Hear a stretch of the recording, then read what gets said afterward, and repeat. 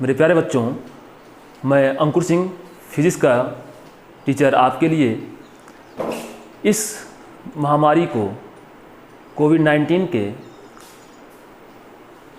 देखते हुए आपके लिए उत्तर प्रदेश सरकार के द्वारा ऑनलाइन क्लासेस की व्यवस्था की गई है, जिसमें हमारे डायरेक्टर मिस्टर रतन सर के नेतृत्व में इसका बहुत सुचारू रूप से कार्य किया जा रहा है और आप तक शिक्षा का प्रसार करने के लिए, आप तक पहुंचाने के लिए इसके बहुत ही बड़ी जिम्मेवारी का निर्वहन कर रहे हैं, जिसके लिए आप सब भी इसी में भागीदारी बने और अपने इस प्यारे से चैनल को लाइक सब्सक्राइब ज़रूर करिए। आज जैसा कि क्लास 12 की फिजिक्स जो आज हम शुरू करने जा रहे हैं, इलेक्ट्रोस्टैटिक्स का फर्स्ट पार्ट है आपका electric charges and field. Electric charges and field की बात तो हम बाद में करेंगे। अभी पहले हम बात करते हैं इलेक्ट्रिक चार्जेस की। इलेक्ट्रिक चार्जेस की जो बात करते हैं कि इलेक्ट्रिक चार्जेस आपका है क्या, जिसे हम कहते हैं हिंदी में विद्युत आवेश और क्षेत्र। विद्युत आवेश और क्षेत्र, इलेक्ट्रिक चार्जेस एंड फील्ड की बात। तो हम ये बात करते हैं कि इलेक्ट्रोस्टैटिक्स जो हम पढ़ रहे हैं, जो ये बातें आगे निकलती हैं, आपका एक बहुत ही बड़ा फिजिक्स का बहुत ही बड़ा क्षेत्र आता है इलेक्ट्रोमैग्नेटिज्म। इलेक्ट्रोमैग्नेटिज्म से हमें मिलता है मैग्नेटिज्म, जो फिजिक्स का एक बहुत बड़ा क्षेत्र है, जिसके दो भाग हैं। एक होता है इलेक्ट्रोस्टैटिक्स और दूसरा भाग है आपका इलेक्ट्रोडायनेमिक्स। आपके 12 की फिजिक्स का लगभग वो एक यूनिट जो आपके इलेक्ट्रोमैग्नेटिज्म पर डिपेंड करता है, विद्युत चुंबकत्व पर, जिसमें पहला भाग है इलेक्ट्रोस्टैटिक्स विद्युत स्थितिकी और दूसरा भाग है इलेक्ट्रोडायनेमिक्स विद्युत गतिकी। इलेक्ट्रोस्टैटिक्स में हम बात करते हैं जब क्या होता है, चार्जेस जब होते हैं एट रेस्ट, जिसमें हम पढ़ते हैं पहला चैप्टर आपका इलेक्ट्रिक चार्जेस एंड फील्ड की बात। तो इलेक्ट्रिक चार्जेस एंड फील्ड में जब हम इलेक्ट्रिक चार्ज की बात करते हैं तो इलेक्ट्रोस्टैटिक्स में पहली बात आती है आपका चार्ज एट रेस्ट में हम पढ़ते हैं कि जब आवेश क्या रहे, विरामावस्था में हो, जिसमें हम पढ़ते हैं चार्जेस के बारे में, इसके इलेक्ट्रिक फील्ड के बारे में इसमें पढ़ते हैं, हम कैपेसिटर पढ़ते हैं, पोटेंशियल पढ़ते हैं, गॉस लॉ पढ़ते हैं। इतनी चीज़ें आपकी आती हैं इलेक्ट्रोस्टैटिक्स में। जो चार्ज एट रेस्ट में होता है, इसमें हम पढ़ते हैं चार्जेस, आवेश, और इसके बारे में पढ़ते हैं, और इसमें कैपेसिटर्स आता है, इलेक्ट्रिक फील्ड आते हैं, गॉस लॉ आता है, पोटेंशियल आता है, तब जाकर हमारा इलेक्ट्रोस्टैटिक्स क्या होता है आपका लगभग पूरा होता है। इलेक्ट्रोडायनेमिक्स में हम पढ़ते हैं जब चार्जेस क्या होते हैं, मोशन में होते हैं। चार्ज क्या होता है आपका, मोशन में होता है, मतलब गति की अवस्था में अगर आवेश चल रहे हैं, आवेश हो रहे हैं, आवेश क्या है, गति की अवस्था में है। तो चार्ज जब मोशन में होगा तो हम क्या पढ़ेंगे, इलेक्ट्रोडायनेमिक्स पढ़ेंगे। चार्ज मोशन में होगा तो हम उसमें क्या क्या आते हैं, इलेक्ट्रिक करंट आते हैं, विद्युत धारा, इलेक्ट्रिक करंट। फिर आपको मिलता है आपका इसमें मैग्नेटिज्म।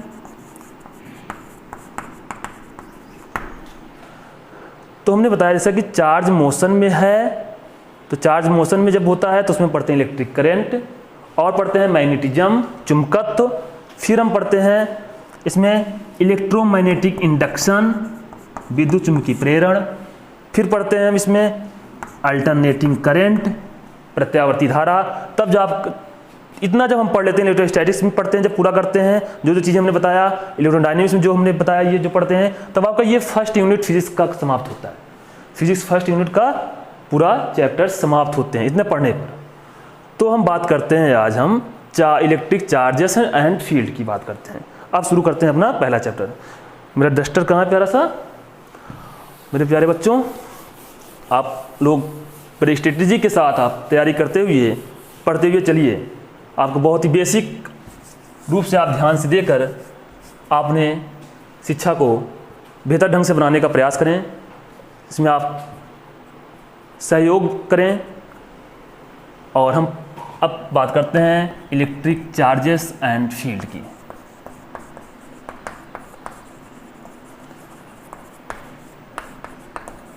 तो इलेक्ट्रिक चार्जेस में पढ़ते हैं हम चार्जेस क्या है। तो आप जानते हैं इसका मतलब क्या होता है, आपका विद्युत आवेश और क्षेत्र। जो आपका फर्स्ट चैप्टर क्या आपका फर्स्ट चैप्टर फिजिक्स फर्स्ट का किससे मिला हमें, इलेक्ट्रोस्टैटिक्स से। और इलेक्ट्रिसिटी में आपका पहला चैप्टर क्या है, इलेक्ट्रिक चार्जेस एंड फील्ड। तो हम पढ़ते हैं चार्ज। चार्ज क्या होता है आपका, आवेश। आवेश जो है एक इंट्रिंसिक प्रॉपर्टी होती है, intrinsic property of matter. Charge क्या होता है आपका, इंट्रिंसिक प्रॉपर्टी है। इंट्रिंसिक प्रॉपर्टी मतलब क्या होता है, जिसके अंदर कुछ ना हो, ऐसा पदार्थ जिसके अंदर कोई भी गुण ना हो, कहा जाए तो इसका मतलब होता है जिसके अंदर कुछ ना हो।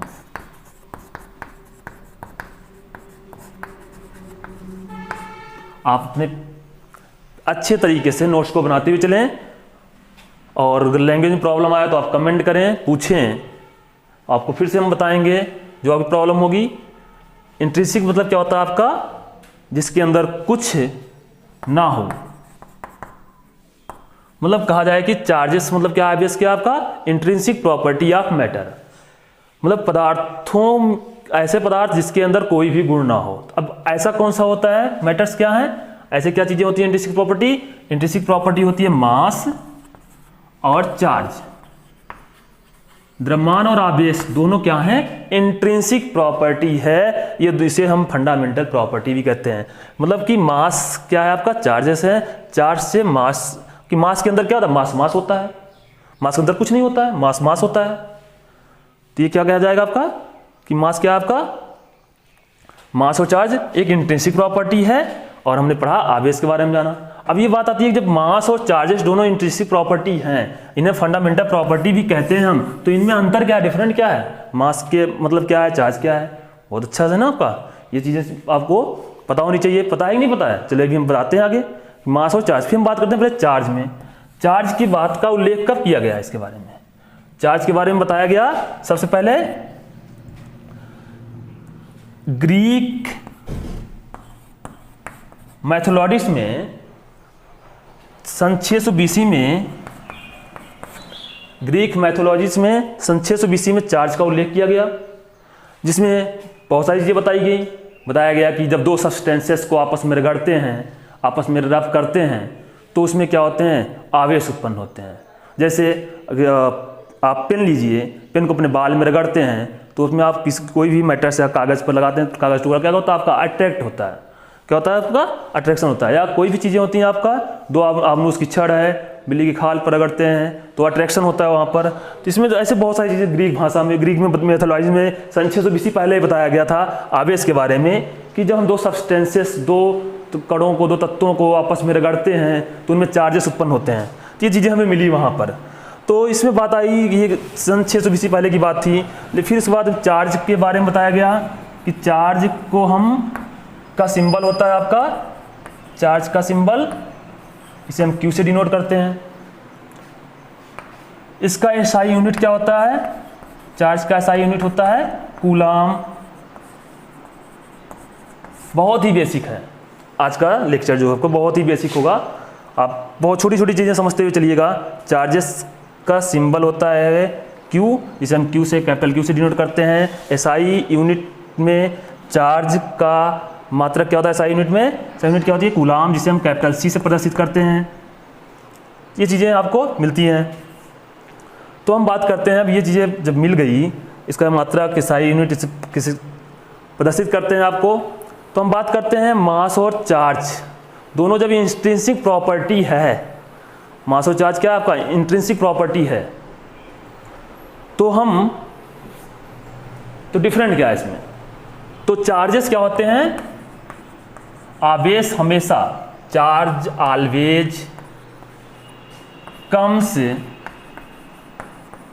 With charges always comes with mass. हाँ, चार्ज जब आता है तो उसके साथ मास भी आता है, लेकिन मास के साथ में चार्ज नहीं हो सकते हैं। चार्ज के साथ में क्या होते हैं, चार्ज हमेशा मास को लेते हैं। आप दौड़ते हैं तो आप क्या मिलता है आपको, आप मास लेके साथ चलते हैं ना, तो भी चार्ज क्या होता है, जनरेट होता है। जब आप दौड़ते हैं चार्ज जनरेट होगा तो मास भी आपको साथ मिलेगा। Charges always comes with mass, मतलब आवेश हमेशा मास के साथ में मिलते हैं हमें। तो ये चीज़ें हमें मिलती हैं हमें। तो इसमें डिफरेंस क्या आपका, मास और चार्ज में डिफरेंस क्या है, तो हम बात कर लेते हैं इसके बारे में। जब इतना भी हो गया तो इतना भी हो जाएगा। आपका मास और चार्ज में डिफरेंट क्या है, पहला क्या होता है आपका, मास क्या होते हैं, ये पॉजिटिव होता है, लेकिन चार्जेस क्या होते हैं आपका, पॉजिटिव भी होता है और निगेटिव भी होता है। द्रव्यमान क्या होता है आपका, पॉजिटिव धनात्मक होता है। आवेश क्या होता है आपका, धनात्मक और ऋणात्मक दोनों होते हैं। दूसरी चीज़ें मास में आती है, द्रव्यमान आइंस्टीन के आपेक्षिकता का सिद्धांत से हमें मिलता है m equal m not upon √1 - b² / c²। Einstein के द्रव्यमान आपेक्षिकता का सिद्धांत से मिलता है m equal to m not upon √1 - b² / c²। m क्या है आपका, mass of body, m not क्या आपका है, रेस्ट मास। मतलब इससे ये मिला हमें, ये मिलता है कि मास क्या होते हैं आपके, किसी भी बॉडी का मूविंग मास उसी बॉडी के रेस्ट मास से अधिक होता है, बहुत ही ज़्यादा होता है, क्योंकि वो क्या करता है, उसके वेलोसिटी पर डिपेंड करता है कि वेलोसिटी का मान जब हम दौड़ते हैं तो वहाँ पर उसकी स्पीड जो होती है 50 किलोमीटर प्रति घंटे या 20 किलोमीटर प्रति घंटे, या चल रहे हैं या 10 किलोमीटर प्रति घंटे या 100 किलोमीटर प्रति घंटे, जो भी आपकी स्पीड हो सकती है वेलोसिटी, उसको आप, और लेकिन सी क्या आपकी प्रकाश की चाल, लाइट है, लाइट की चाल कितनी होती है, 10⁸ में होती है, 3 × 10⁸ मीटर प्रति सेकंड। तो कई गुना अधिक होती है, कई गुना अधिक होती है, very very less than the value of v is, क्या होगा आपका, लाइट की वैल्यू से, लाइट की वैल्यू से आपकी वैल्यू कितनी होगी, चाल की, बहुत ही लेस होगी। तो इसमें इसकी वैल्यू जब 1 से 1 माइनस लेस होगी, वेरी वेरी लेस, तो ये इनसे पूरी प्रॉपर्टी क्या होगी, बहुत ही अधिक इंक्रीज कर जाएगी। तो मास क्या हो जाएगा आपका, इंक्रीज हो जाएगा जब मूविंग मास की बॉडी। तो इससे मिलता है हमें कि मास क्या होता है आपका, डिपेंड करता है आपके स्पीड पर। मास क्या करता है, द्रव्यमान चाल पर निर्भर करता है।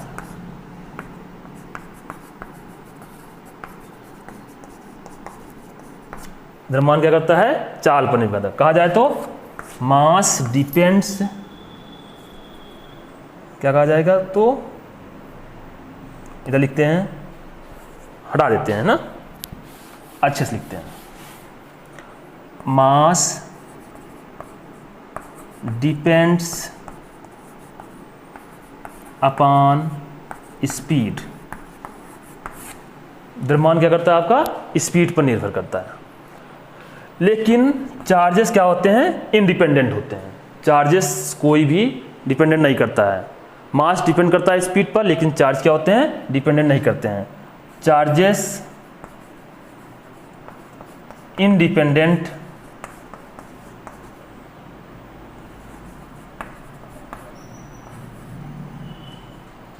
Upon speed. स्पीड पर क्या होते हैं, ये इंडिपेंडेंट, निर्भर नहीं करते हैं। आवेश क्या होते हैं, चाल पर निर्भर नहीं करते हैं, बल्कि मास क्या होते हैं, चाल पर निर्भर करते हैं। ये चीज़ें मिलती हैं हमें, जो इसका डिफरेंस पता चलता है। लेकिन दोनों क्या है, इंट्रिंसिक प्रॉपर्टी हैं, और दोनों में अंतर क्या है, ये चीज़ हमने जाना।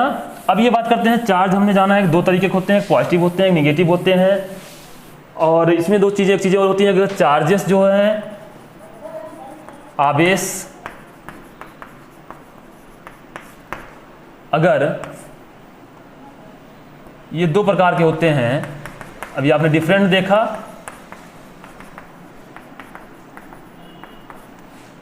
पहला होता है पॉजिटिव, दूसरा होता है निगेटिव। लेकिन जब पॉजिटिव और पॉजिटिव चार्जेस पास में आते हैं तो ये दोनों क्या करते हैं, प्रतिकर्षित होते हैं। क्या करते हैं, प्रतिकर्षित होते हैं। मतलब रिपेल करते हैं।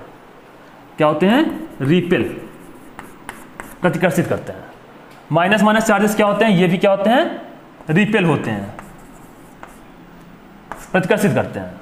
मतलब प्लस प्लस चार्जेस रिपेल करेंगे, माइनस माइनस चार्जेस रिपेल करेंगे। प्लस माइनस चार्जेस क्या होते हैं? अट्रैक्ट होते हैं, आकर्षित होते हैं। ये चीज़ें हमने देख रहा है। प्लस माइनस चार्जेस क्या होते हैं? अट्रैक्ट होते हैं। माइनस माइनस चार्जेस रिपेल होते हैं। प्लस प्लस चार्जेस रिपेल होते हैं। इससे मिलता है कि लाइक चार्जेस, एक तरह के चार्जेस जो होते हैं, जो दोनों भी चार्ज, देखिए प्लस प्लस है, माइनस माइनस है, अगर एक ही तरह के दो चार्जेस हैं तो दोनों रिपेल कर रहे हैं, अगर दोनों डिफरेंट टाइप के हैं तो अट्रैक्ट कर रहे हैं, आकर्षित हो रहे हैं। मतलब कहा जाता है लाइक चार्जेस से रिपेल, अनलाइक चार्जेस अट्रैक्ट। ये चीज़ें मिलती हैं हमें। बात आई हमें चार्ज के बारे में पता हो गया, और मास और चार्ज में डिफरेंट क्या हो गए? मास और चार्ज दोनों क्या है? इंट्रिंसिक प्रॉपर्टी है, जिसे हम फंडामेंटल प्रॉपर्टी भी कहते हैं। इंट्रिंसिक प्रॉपर्टी मतलब क्या है? जिसके अंदर कोई भी गुण ना हो, तो उस कौन से गुण? क्या मास मास होता है, उसके अंदर कोई भी गुण नहीं होता है। ये चीज़ हमने देखा।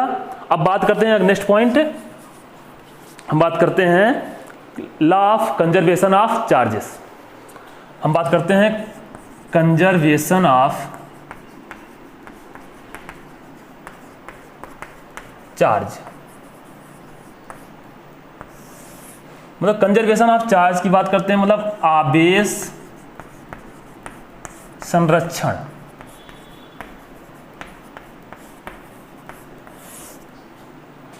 बहुत छोटे, बहुत ही बेसिक चीज़ें हैं ये, जो आपके सिलेबस में, आपके फिजिक्स में आगे मिलेंगे, इसी चैप्टर में मिलेंगे, आगे मिलेंगे, और मॉडर्न फिजिक्स भी मिलेंगे।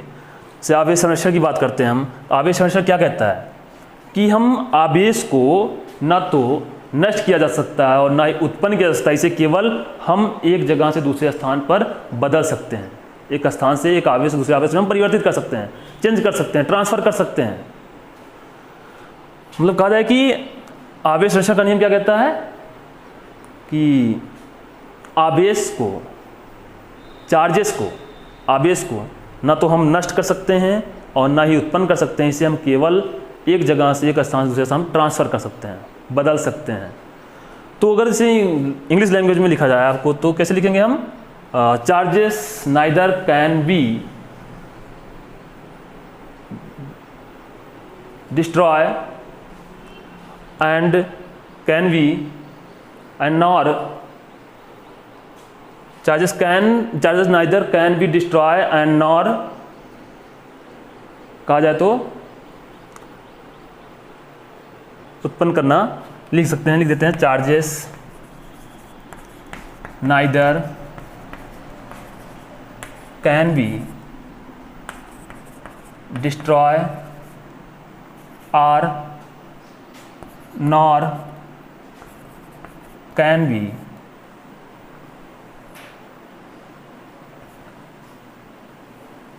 या कहा जाए तो उत्पन्न कर सकते हैं, ना तो उत्पन्न कर सकते हैं और ना ही नष्ट कर सकते हैं, बट ओनली केवल ट्रांसफर कर सकते हैं। तो कहा जाए कि आवेश संरक्षण का नियम क्या कहता है? कि हम किसी भी आवेश को ना तो नष्ट कर सकते हैं ना उत्पन्न, केवल हम एक दूसरे स्थान से बदल सकते हैं, ओनली कैन बी ट्रांसफर्ड। तो ये आवेश संरक्षण का नियम कहता है। दूसरी चीज़ें बात ये आती है इसमें आवेश संरक्षण के नियम में, कि अगर कोई भी आइसोलेटेड सिस्टम है, कोई भी ऐसा सिस्टम, ऐसा तंत्र जिसके अंदर, जो आइसोलेटेड सिस्टम के अंदर जो पूरे आवेश इकट्ठे रूप में आवेश रखे हुए हैं, तो उनका कुल आवेश क्या होगा? वो नियत रहेगा, वो क्या रहेगा?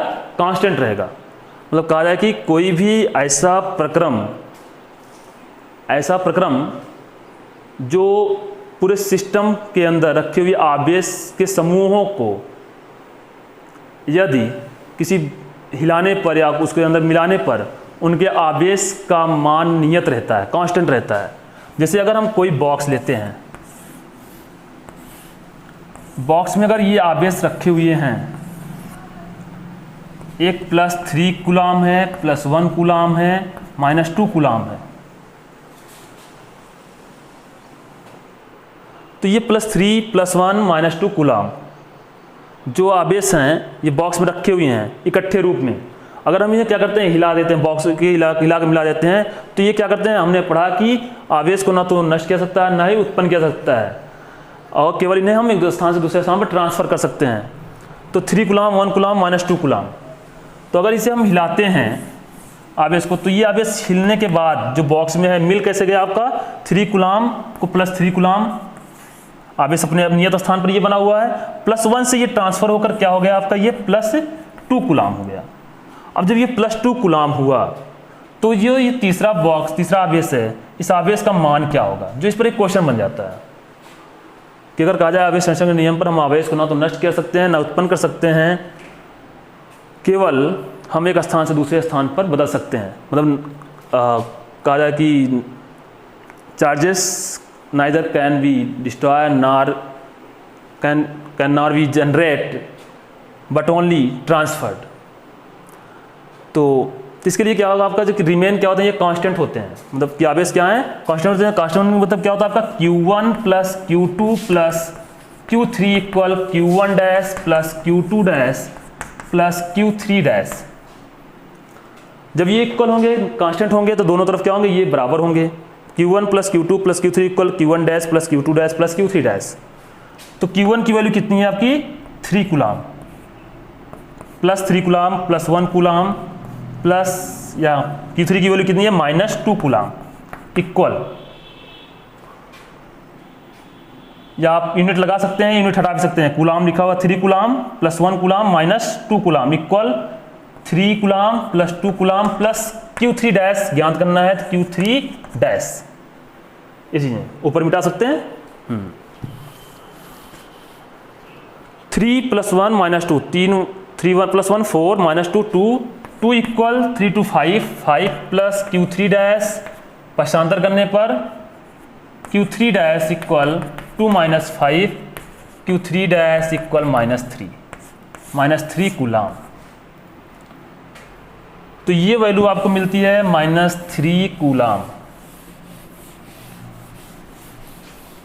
तो आपका जो बॉक्स बना था, तो बॉक्स में जो वैल्यू थी ये थी +3 कूलाम, ये +1 कूलाम, ये -2 कूलाम। दूसरे बॉक्स में आपकी वैल्यू जो हिलाने पर मिली +3 कूलाम +2 कूलाम। यहाँ पर क्या था, आपको ज्ञात करना था कि इसकी वैल्यू क्या है। इसकी वैल्यू कितनी मिली हमें Q3 डैश की, इसकी वैल्यू मिल गई हमें -3 कूलाम। तो -3 कूलाम, तो हम क्या देखते हैं, क्या ये दोनों वैल्यू नियत हैं, कांस्टेंट हैं, ना तो हम नष्ट कर सकते हैं ना उत्पन्न कर सकते हैं, केवल ट्रांसफर कर सकते हैं। ट्रांसफर हमने किया, +1 से +2 आया यहाँ पर, तो इसकी वैल्यू कितनी है आपकी -3 3 1 4 -2 2 3 2 5 -3 2 2 = 2। इसलिए क्या है, दोनों में आवेश क्या है, बराबर है, ना तो हम नष्ट हो सकता है ना तो उत्पन्न। तो ये चीज़ें आवेश संरक्षण का नियम कहता है। तो ये चीज़ें बात हुई, हमें ये चीज़ें जानकारी हुई कि आवेश संरक्षण का नियम क्या कहता है। फिर बात आती है quantization of charges. Quantization of charges क्या कहता है, आवेश की मात्रा जिसे कहते हैं हम। तो हेडिंग क्या आपकी, क्वांटाइजेशन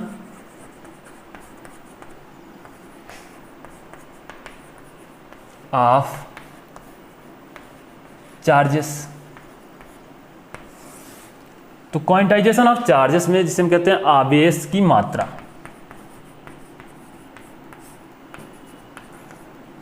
आवेश की मात्रा। तो क्वांटाइजेशन मतलब क्या होता है आपका, anything the value of fixed amount. मतलब एक फिक्स्ड अमाउंट में कोई भी वैल्यू हो, कोई भी वस्तु की वैल्यू हो, तो क्या हो, फिक्स अमाउंट में हो। फिक्स्ड अमाउंट मतलब इसे मान लिया जाए तो चौक है, ये 1 चाक, 1 चाक है, 2 चाक लेंगे, 2 चाक, 3 चाक, 4 5 6 7 सब क्या है, फिक्स्ड अमाउंट। अगर आपने कहीं कुछ चीज़ें खरीदने गया, डस्टर कितना है, ये 1 है, 2 है, 3 है या 4 है, तो क्या है आपका फिक्स्ड अमाउंट, फिक्स्ड है। तो ये क्या होंगे आपका क्वांटाइजेशन मतलब क्या हो, फिक्स्ड अमाउंट। तो इसे ऐसे क्या होता है आपका आवेश के जो चार्जेस होंगे वो क्या होंगे, हम निकाल सकते हैं +1 में, +2 में, +3 में, +4 +5 +6 या +7 ... n। तो एक फिक्स्ड अमाउंट में आपके जो चार्जेस होंगे वो क्या होंगे, एक फिक्स्ड अमाउंट में होंगे जो आवेश की मात्रा में। जो इसका डिफिनेशन बनता है, पहला डिफिनेशन आपका है कि एक इलेक्ट्रॉन आवेश पर, पहला डिफिनेशन का है एक इलेक्ट्रॉन आवेश पर कहा जाए तो पूरे यूनिवर्स का, पूरे ब्रह्मांड का जो आवेश होगा वो बहुत ही, पूरे यूनिवर्स का जो आवेश बहुत ही छोटा, एक ना पर जो आवेश होगा पूरे यूनिवर्स में बहुत ही छोटा, इंडिपेंडेंट होगा, मतलब आज़ाद होगा। कहा जाए तो एक इलेक्ट्रॉन पर आवेश बहुत ही छोटे, वेरी वेरी स्मॉल, बहुत ही छोटे, जो आज़ाद होते हैं, टहलते रहते हैं, घूमते रहते हैं, फ्री रहते हैं। एक इलेक्ट्रॉन पर आवेश बहुत ही छोटे, कहा जा गया very small charges in independent of charge on one electron. Electron पर आवेश बहुत ही छोटे, जो पूरे यूनिवर्स में, एक इलेक्ट्रॉन पर जो आवेश होगा पूरे यूनिवर्स में क्या होगा बहुत ही छोटा और इंडिपेंडेंट होगा, आज़ाद होगा। तो यहाँ से इलेक्ट्रॉन की वैल्यू मिलती है कि -1.6 × 10⁻⁻19, ये मिलती है आपकी कूलाम। तो ये एक इलेक्ट्रॉन का आवेश होगा कि एक इलेक्ट्रॉन आवेश -1.6 × 10⁻⁻19 कूलाम, जो क्या होगा पूरे यूनिवर्स का सबसे छोटा इलेक्ट्रॉन, जो इंडिपेंडेंट है, आज़ाद है, फ्री है। लेकिन इससे भी छोटे छोटे इलेक्ट्रॉन, छोटे छोटे भी चार्जेस हैं, बहुत ही छोटे छोटे, इससे भी छोटे छोटे चार्जेस हैं, जो क्या होते हैं, जैसे क्वार्टज है, एंटी क्वार्टज है, उसका वैल्यू E/3 या 2E/3 के रूप में, बहुत ही छोटे छोटे E/3, 2E/3। तो ये, लेकिन वो क्या होते हैं कि इंडिपेंडेंट नहीं होते हैं, आज़ाद नहीं होते हैं, फ्री नहीं होते हैं। तो जो आज़ाद होते हैं, इंडिपेंडेंट हैं, फ्री हैं, तो इलेक्ट्रॉन क्या होगा पूरे यूनिवर्स में सबसे छोटा इलेक्ट्रॉन, 1 इलेक्ट्रॉन = 1.6 × 10⁻⁻19, जो माइनस क्या होता है आपका, माइनस में आपका डायरेक्शन जो बताता है। ये चीज़ें मिलती हैं आपका क्वांटाइजेशन ऑफ चार्जेस में बात होती है। और इसमें दूसरी डेफिनेशन ये मिलती है हमें कि कोई भी आवेश अपने फंडामेंटल आवेश का, कोई भी आवेश अपने फंडामेंटल आवेश के और इंटीजर्स नंबर्स के गुणांकों के बराबर होती हैं। कहा जाए कि कोई भी फंडामेंटल, कोई भी आवेश अपने फंडामेंटल आवेश के, फंडामेंटल चार्जेस के और पूर्णांक संख्याओं के गुणनफल के बराबर होती हैं। मतलब कहा जाए कि Q = कहा जाए जैसे कि इंटीजर संख्याएं 1 2 3 4 5 ... n, तो इंटीजर में जब रहेंगी ये चीज़ें तो क्या मिलेंगे हमें, सबसे छोटी +1e, +2e, +3 या -1e, -2e, -3 ... +ne ... -ne। तो यहाँ से जो मिलेगा आपका क्वांटाइजेशन ऑफ आवेश की मात्रा का जो डेफिनेशन, तो मिलेगा हमें कि कोई भी आवेश अपने Q, कोई भी आवेश अपने फंडामेंटल चार्जेस का, अपने आवेश का E × आवेश के और इंटीजर संख्याओं के गुणनफल के बराबर होती हैं। तो क्या मिला हमें, Q = ne, और ये क्या होगा, प्लस में भी होगा, माइनस में भी होगा, +- ne। तो यहाँ से आपका Q क्या है, आपका चार्ज है, n क्या है, इंटीजर है, E क्या है, इलेक्ट्रॉन चार्जेस है। ये चीज़ें मिलती हैं हमें आपको। अब इसमें कहा जाए, अगर क्वेश्चन बनाया जाए कि क्या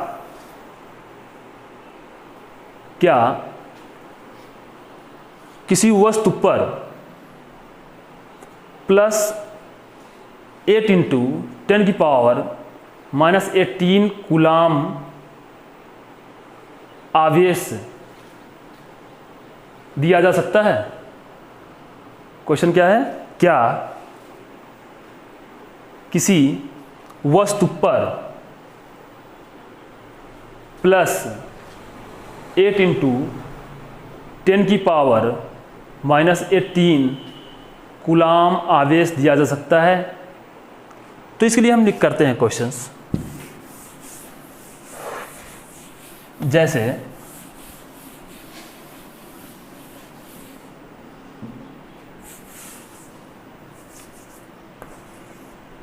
क्वेश्चंस क्या है आपका,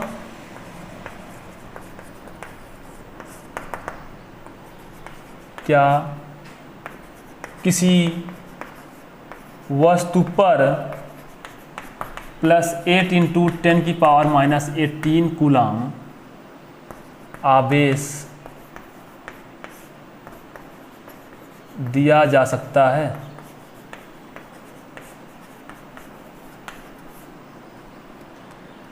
अगर आप चेक करते हैं हाँ है तो हाँ, नहीं तो नहीं। तो इसमें क्या होगा कि ये इंटीजर पर हैं, डिपेंड करती है इंटीजर पूर्णांक संख्याएं पर हैं कि नहीं है।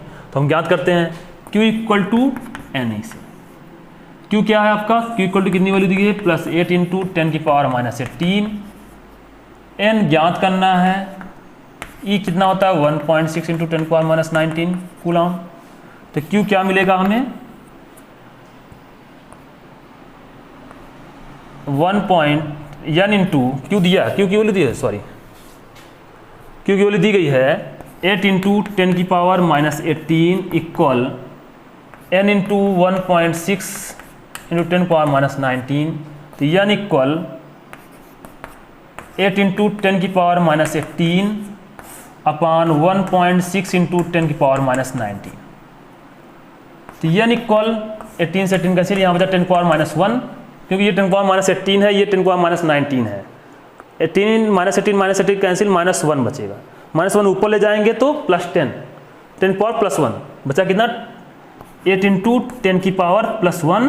तो क्या रहेगा, 1 हटा सकते हैं, इंटू 10 लिख सकते हैं, अपान में 1.6। अब यहाँ मल्टीप्लाइड करते हैं, 8 का 10 बार ले जाएंगे, मल्टीप्लाइड करेंगे तो 80 अपान 1.6। 1.6 में पॉइंट हटाएंगे तो ऊपर नीचे 10 से मल्टीप्लाई करेंगे डिनोमिनेटर और हर और अंश में, दोनों में। तो 80 का मल्टीप्लाई 10 में कितना आएगा आपका 800, और 1.6 में 10 से मल्टीप्लाई करेंगे तो 16।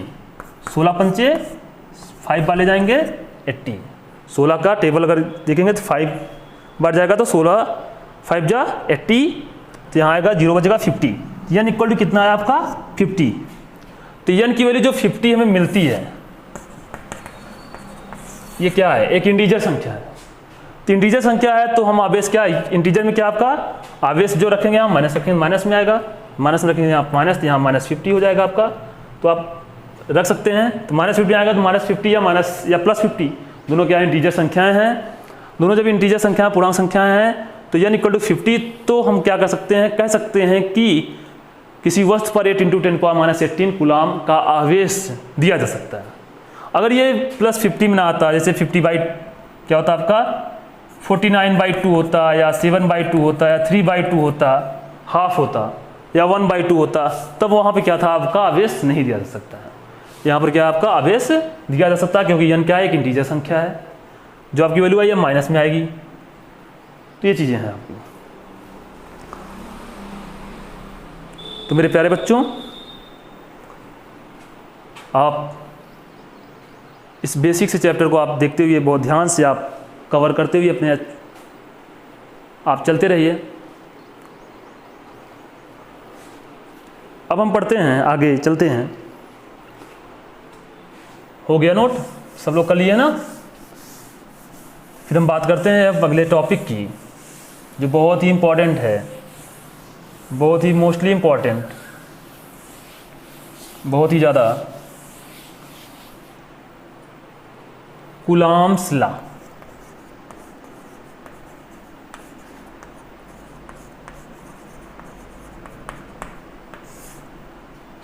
इसे कहते हैं कूलाम का नियम।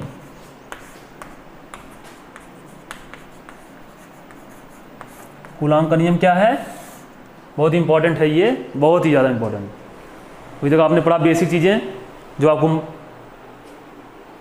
मिलेंगी फिजिक्स में, conservation of law, conservation of charges हैं, जो आपका आवेश संरक्षण का नियम है, जो आपको भी इसी में मिलेगा, आगे मिलेगा, यूज होगा, आगे चलकर मॉडर्न फिजिक्स में मिलेगा, जहाँ पर देखेंगे कि आप कि 90 थोरियम एरो +2 अल्फ़ा का आप निकालते हैं, प्लस बचेगा 88 या कोई भी जो अभी तत्व जो भी एलिमेंट्स मिलेंगे, 88 जो भी एलिमेंट रहेंगे, तो वहाँ पे आप देखेंगे कि जो 88 जो बच रहा है क्यों हो रहा है, तो वहाँ पे जब देखेंगे तो आवेश संरक्षण का नियम कार्य करता है।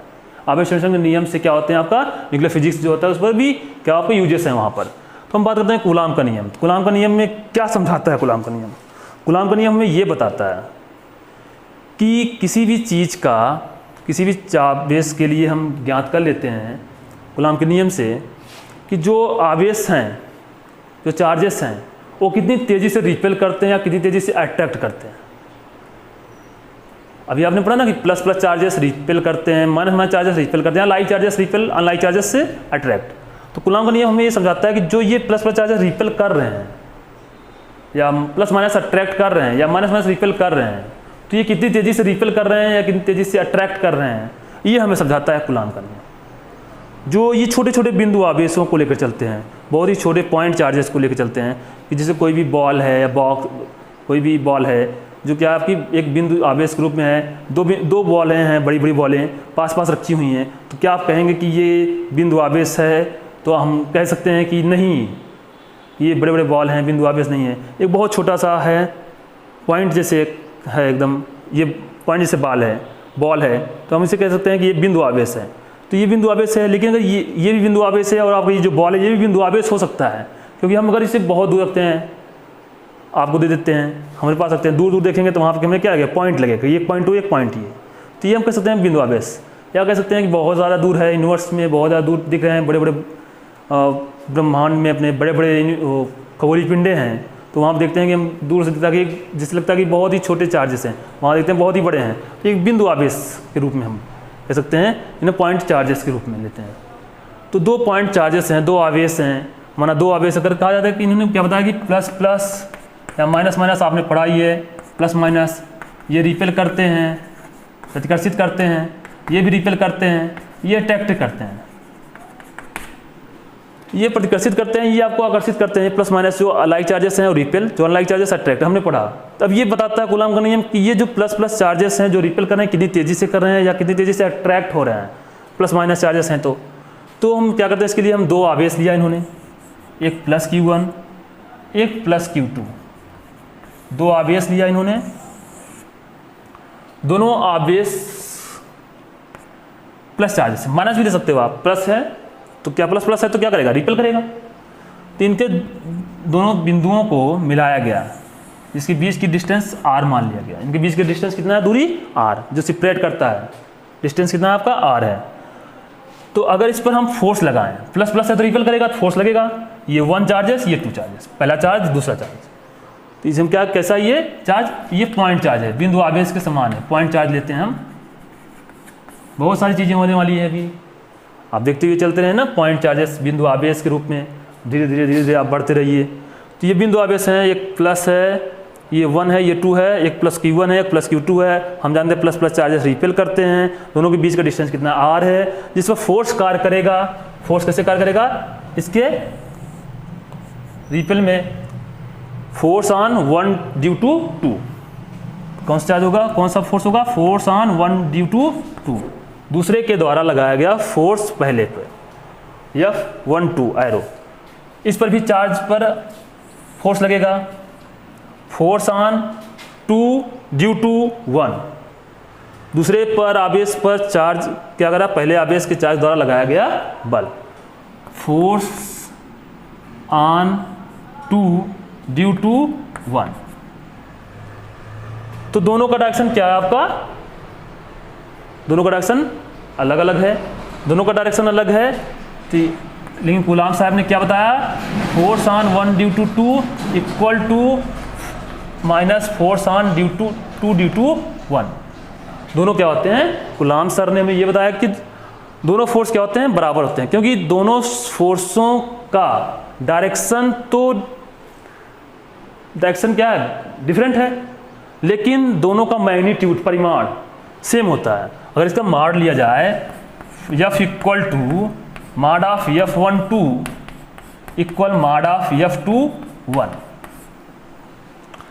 F equal to mod of F12 equal mod of F21, मतलब दोनों फोर्सों पर पहले आवेश पर लगा force F12, force on 1 due to 2, या फोर्स ऑन दूसरे पर लगा force F2, force on F2 due to 1। तो दोनों का फोर्स क्या होगा, इक्वल होगा, दोनों का डायरेक्शन अलग अलग, F12 इक्वल माइनस F21, लेकिन इनका मैग्नीट्यूड क्या होगा, बराबर होगा, जो कूलाम्ब ने सर ने बताया।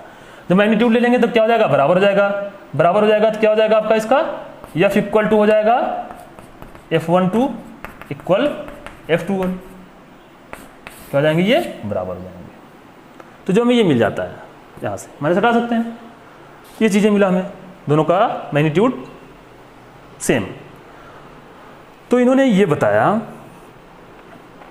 दूसरी चीज़ें थी ये कि, और दूसरी चीज़ें बताई कि जो फोर्स ऑफ 1 ड्यू टू 2 लगे रहा है, आपका force of on 1 due to 2, ये क्या कर रहा है कि फोर्स हमेशा दोनों बिंदु आवेशों के प्रोपोर्शनल होगा। नहीं, पहली डिफिनेशन में, इसमें कूलाम्ब लॉ की जो डिफिनेशन थी, इन्होंने बताया कि फोर्स जो होगा वो क्या होगा, दोनों बिंदु आवेशों के प्रोपोर्शनल होगा। मतलब इन्होंने बताया कि F proportional Q1 into Q2, force proportional two point charges, जो सब्सटेंसेस हैं पॉइंट चार्जेस Q1 Q2। तो ये क्वेश्चन नंबर फर्स्ट। दूसरी चीज़ें इन्होंने ये बताया कि फोर्स प्रोपोर्शनल किसके होगा, 1/r² के, सेपरेशन के। मतलब इससे क्या होगा कि आप डिस्टेंस किसी भी आवेश के बीच, दो आवेशों के बीच का डिस्टेंस जितना बढ़ाते जाएंगे, उनके फोर्स का मान कम होता जाएगा। किसी भी दो आवेशों के बीच का डिस्टेंस हम जितना भी बढ़ाते हुए जाते हैं, तो उनके फोर्स का मान कम हो जाएगा।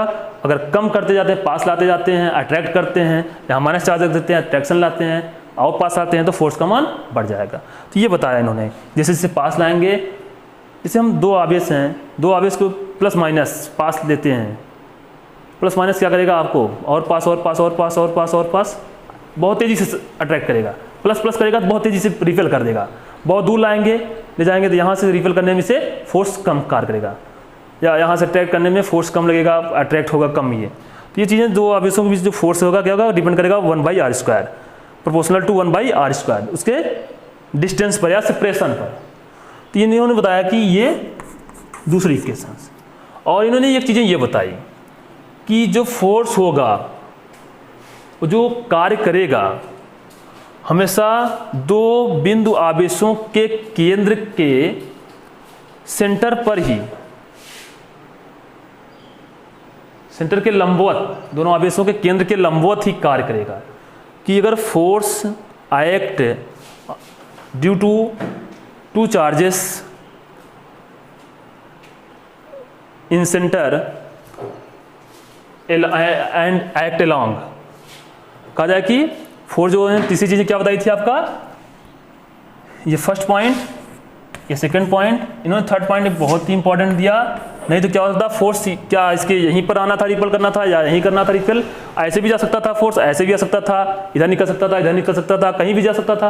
तो क्यों इसके सेंटर के ही लंबवत लग रहा है। तो इन्होंने बताया फोर्स हमेशा क्या होगा, किसी भी दो आवेशों के बीच के केंद्र पर, केंद्र के लंबवत ही कार्य करेगा। इसके लंबवत एलॉन्ग, एक्ट एलॉन्ग, यहाँ भी क्या होगा, इसके लंबवत एक्ट एलॉन्ग। तो इन्होंने ये बताया, तीसरी चीज़ें बहुत इंपॉर्टेंट चीज़ें हैं। हमेशा फोर्स कहाँ कार्य करता है, दो बिंदु आवेशों के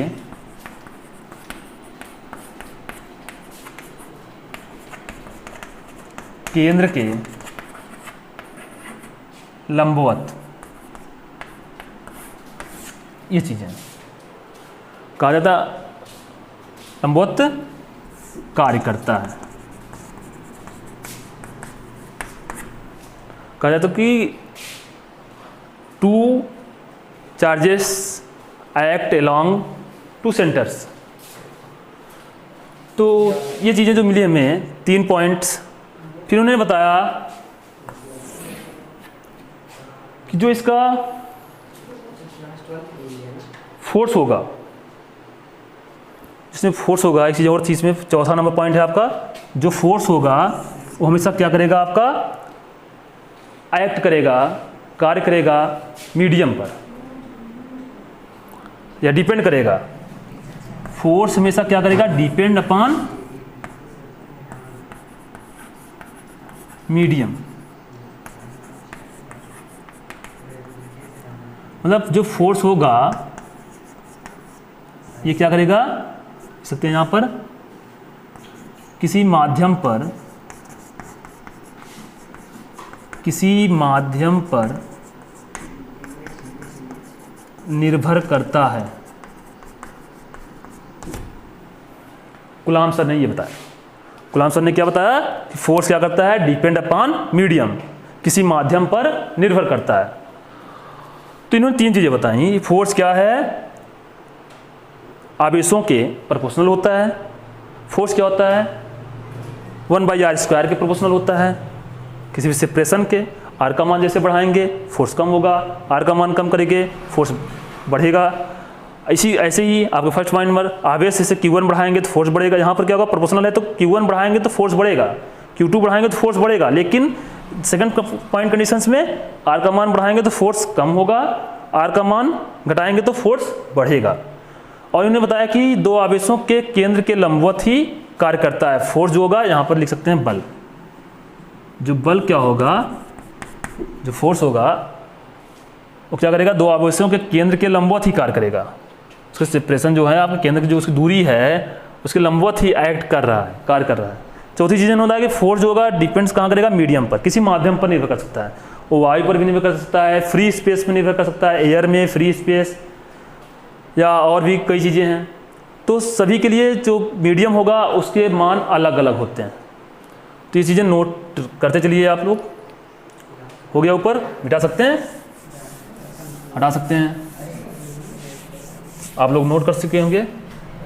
अगर इन सबको मिलाकर बनाया गया, इन्होंने बनाया कि F proportional to Q1 Q2 upon R²।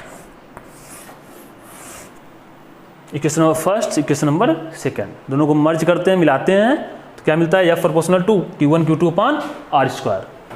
Proportional को हटाते हैं तो कांस्टेंट वैल्यू लगती है, F equal K Q1 Q2 upon R²। ये बनता है आपका कूलम्ब्स लॉ पर, कूलम्ब्स का नियम क्या कहता है, फोर्स F इक्वल टू क्या बना formula, Q1 Q2 upon R²। अब आपको ये नहीं देखना है यहाँ प्लस Q1 या प्लस Q2 प्लस लगाना है माइनस लगाना है। तो ये आपको तो क्या है, आपके चार्जेस पे आवेश हैं कि आवेश जो क्या प्लस में या धनात्मक या ऋणात्मक है, वो आप वैल्यू के हिसाब से रख सकते हैं, पुट कर सकते हैं। Q2 की वैल्यू क्या है, माइनस में है, Q1 की वैल्यू क्या है, प्लस में है या प्लस माइनस में है, या Q1 की माइनस में या Q2 की प्लस में है। तो उसके हिसाब से आप क्या कर सकते हैं, वैल्यू यहाँ पुट कर सकते हैं। बहुत सारी चीज़ें होंगी भी इस पर, न्यूमेरिकल्स वगैरह सारी चीज़ें हैं ना, एक एक करके चलते रहिए। पहले डिफिनीशन, बेसिक चीज़ें हैं, सारी चीज़ें पढ़ते हुए आप ध्यान से देखते हुए चलते रहिए। तो ये मिलता है K की वैल्यू क्या है आपकी, K की वैल्यू जो होती है, K क्या है आपका, एक कांस्टेंट है। ये कोई यूनिवर्सल कांस्टेंट नहीं है, कोई एक कांस्टेंट यूनिवर्सल रूप में नहीं है कि प्रमाण पूरा कांस्टेंट मान लिया जाए कि सभी के लिए एक नियत है K का मान। लेकिन K का मान क्या सबके लिए अलग अलग होता है। K का मान क्या होगा आपका, ये किस पर डिपेंड करेगा, डिपेंड्स अपॉन मीडियम पर। K भी क्या करेगा, डिपेंड्स अपॉन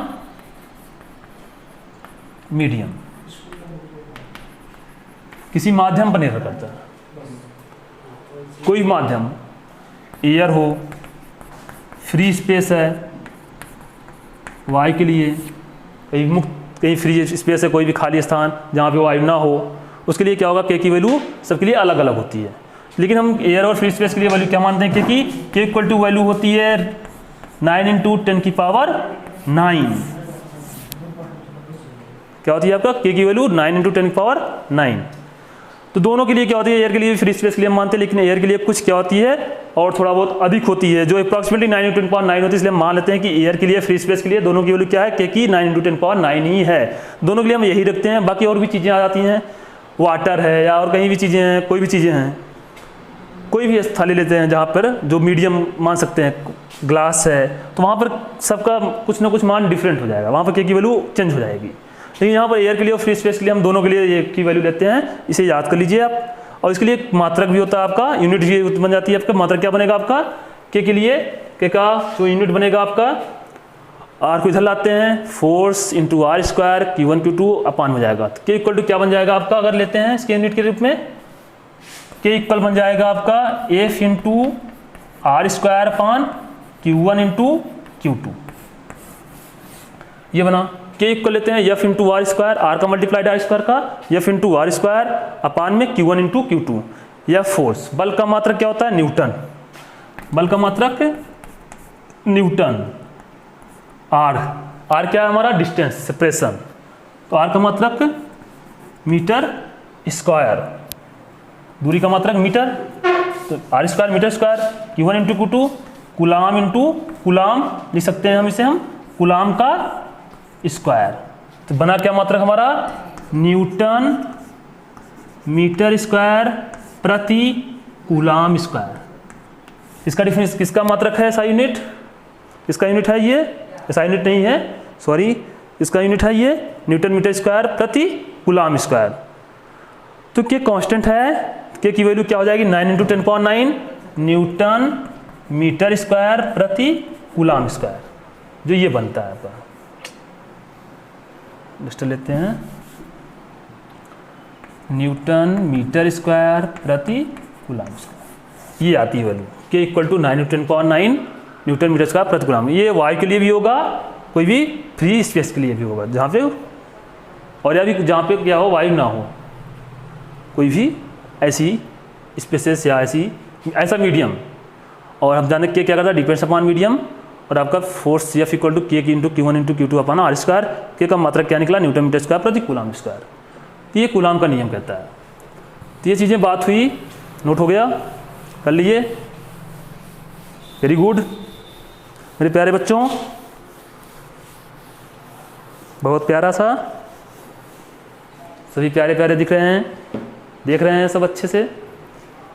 और आप अपने, फिर हम बात करते हैं, इसमें थोड़ा सा और है चीज़ें, जैसे क्या चीज़ें हैं आपका, इसमें ये मिलता है कि अगर हम फोर्स और सेपरेशन के बीच में ग्राफ खींचें, तो फोर्स और सेपरेशन के बीच में ग्राफ खींचे तो 1/r², F equal to F proportional 1/r²।